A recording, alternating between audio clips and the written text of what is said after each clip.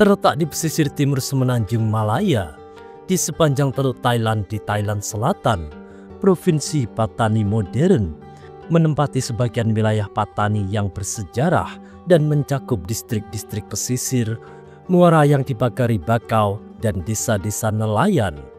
Provinsi ini membentuk salah satu provinsi paling selatan di Thailand yang berbahasa Melayu dan Thai dan mayoritas adalah Muslim, dengan persentase kurang lebih 90% Muslim. Pattani di antara pusat kebudayaan Islam yang ada di Asia dan dikenal sebagai bekas negeri Melayu yang terbanyak melahirkan para ulama dan cendekiawan Islam. Posisinya di Semenanjung menjadikan Pattani penting secara historis sebagai pusat perdagangan maritim yang menghubungkan dunia Melayu dengan Siam, nama Thailand masa lalu, Sumatera, Kepulauan Melayu, dan sekitarnya. Wilayah Pattani dulunya merupakan bagian dari dunia Melayu kuno sejak abad kedua hingga ke-7 Masehi. Kawasan ini berada di bawah pengaruh kerajaan-kerajaan Hindu-Buddha seperti Langkasuka yang menjadi pusat perdagangan penting di Semenanjung Tanah Melayu. Agama Hindu dan Buddha berkembang pesat di era ini. Banyak candi kecil dan peninggalan arkeologis menunjukkan kuatnya pengaruh India di Pattani. Wilayah ini juga menjadi jalur perdagangan antara India, Tiongkok, dan Kepulauan Melayu.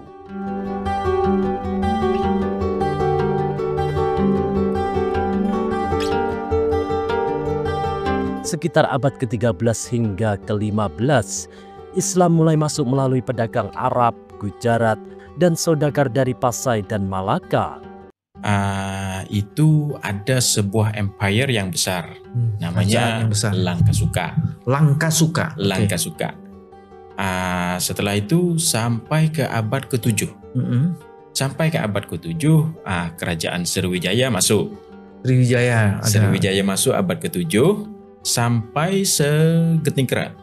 Selatan Thailand, seluruh selatan Thailand itu masuk kerajaan Sriwijaya. Sriwijaya, di bawah kerajaan Sriwijaya, dan juga masih ada kesan-kesan Sriwijaya di sana.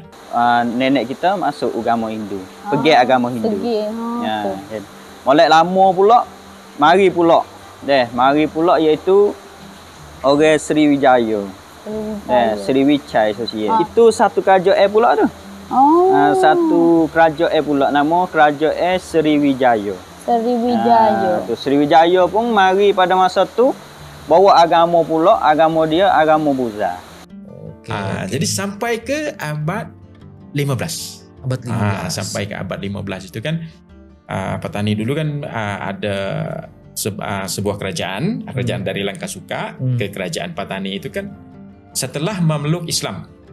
Tapi setelah memeluk Islam, orang yang mendakwahkan raja-raja Pattani untuk masukkan Islam itu kan, untuk memeluk agama Islam itu kan, nama dia Syekh Syahid dari Samudra Pasai.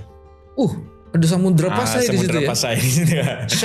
Syekh Syahid dari Samudra Pasai. Dia yang mendakwah dan juga menyerukan Raja Pattani sewaktu itu kan, Raja Langkasuka sewaktu itu memelukkan Islam, memasukkan Islam.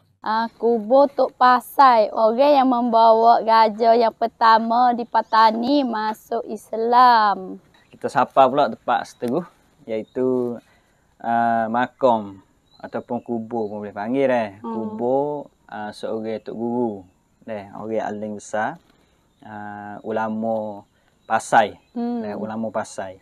Maka gelar dia Tok Pasai. Tok Pasai gelar. Sebab dia mari daripada Pasai.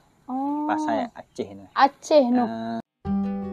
Kesultanan ini dipimpin oleh raja-raja Muslim bergelar Sultan dan menjadi salah satu pusat penyebaran Islam di Semenanjung Melayu. Kesultanan Pattani dikenal maju dalam perdagangan internasional, seni budaya, dan pendidikan Islam.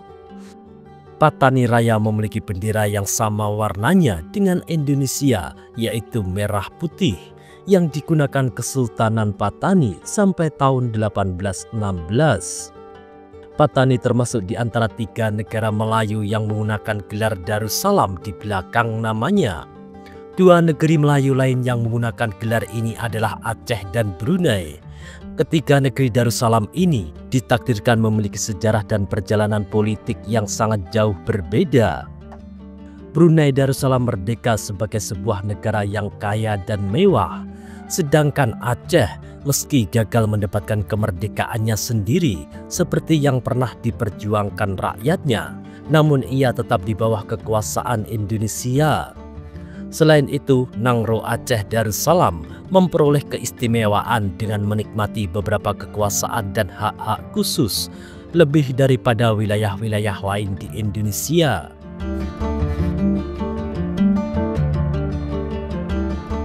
Di antara keluarga Darussalam ini, hanya Patani yang bernasib malang. Ia harus rela dikuasai oleh bangsa Tai yang asing dan di luar rumpun Melayunya, yang dimana agama Buddha mempengaruhi pemerintahannya.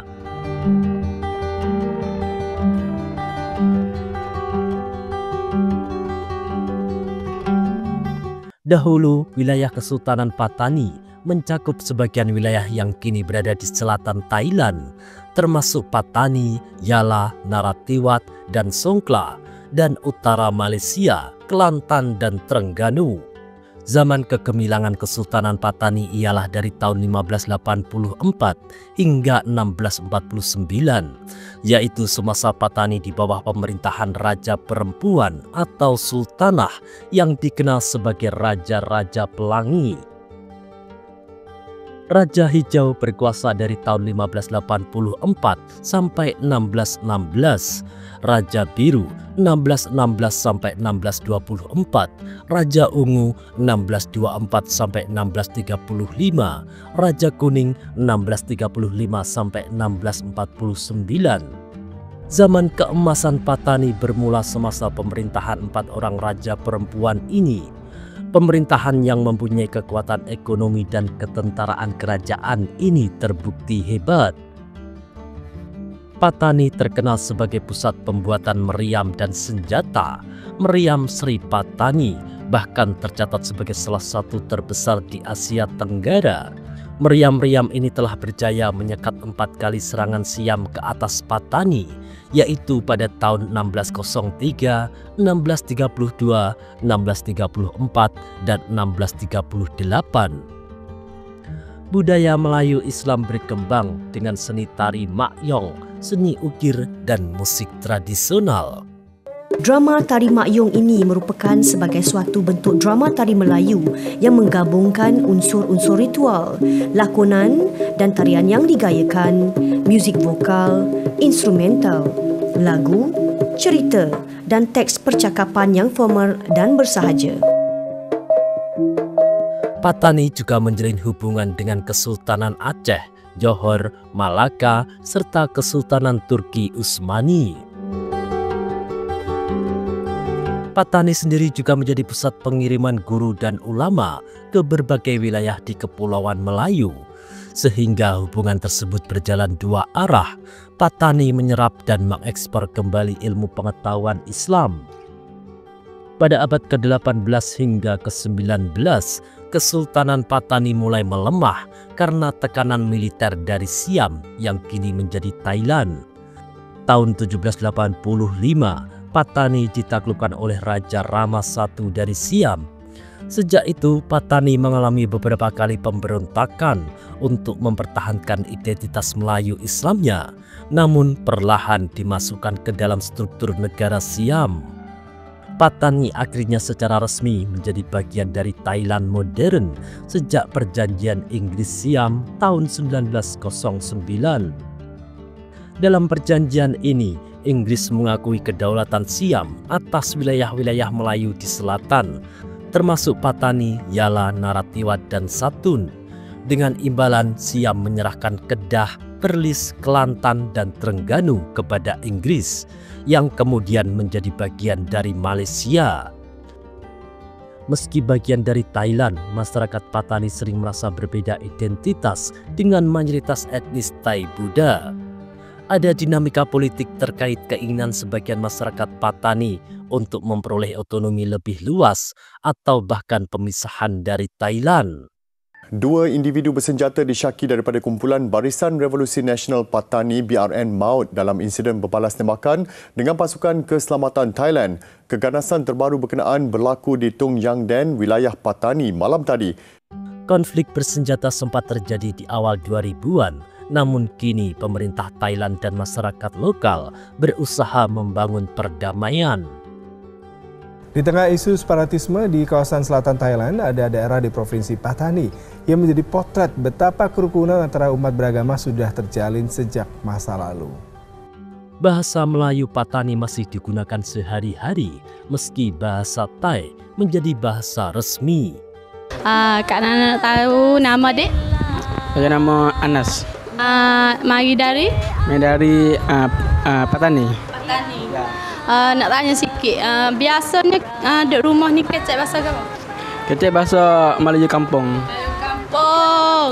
Biasalah kecek Melayu. Kalau dengan kawan-kawan gini? Kecek Melayu, kecek Thai. Jadi nak tanya tu, pandai tak bahasa Melayu? Pandai boleh kecek. Kecek semua Melayu. Nak tanya, di rumah ni kecek bahasa apa? Rumah pakai guna bahasa Melayu, kecek Melayu. Kecek Melayu juga. Okey, biasanya kalau dengan saya di sekolah? Sekolah ada guna Thailand sikit. Ada guna Melayu banyak. Islam sangat berpengaruh dalam kehidupan sosial, hukum negara, dan pendidikan masyarakat. Meskipun secara politik terintegrasi ke dalam Thailand, Patani mempertahankan identitas Melayu Muslim yang khas, bahasa Melayu, kehidupan ritual Islam, dan adat istiadat setempat tetap menjadi inti kehidupan sehari-hari di banyak komunitas. Pondok pesantren di Thailand memiliki kemiripan di Indonesia dan Malaysia yang tidak hanya mengajarkan ilmu agama Islam, tapi juga mata pelajaran umum untuk menambah wawasan santri. Saat ini ada lebih dari 500 pondok pesantren yang beroperasi di Thailand Selatan. Pondok pesantren tetap menjadi pusat pembelajaran Islam dan gaya hidup Melayu Muslim di Thailand Selatan. Namun seperti lembaga-lembaga serupa lainnya di Asia Tenggara, pondok di Thailand menghadapi tantangan perubahan-perubahan sosial, politik, dan ekonomi.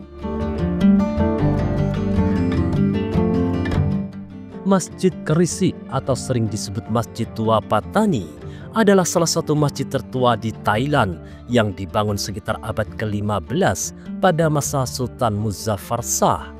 Bangunannya terbuat dari bata merah tanpa plester, menyerupai gaya arsitektur campuran Islam, Melayu, dan Persia. Ciri khas masjid ini adalah bentuknya yang mirip reruntuhan karena pembangunan awalnya tidak pernah selesai akibat konflik politik dan peperangan.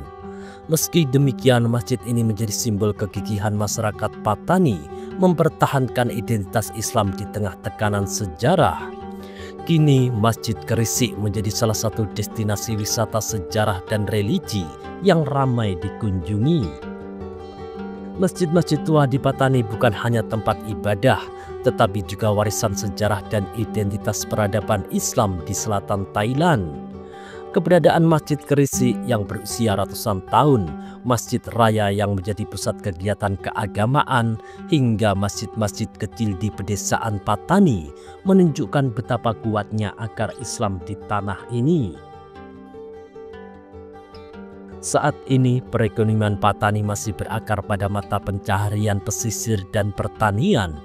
Perikanan, pertanian skala kecil, produksi karet dan kelapa, serta industri makanan halal berperan penting.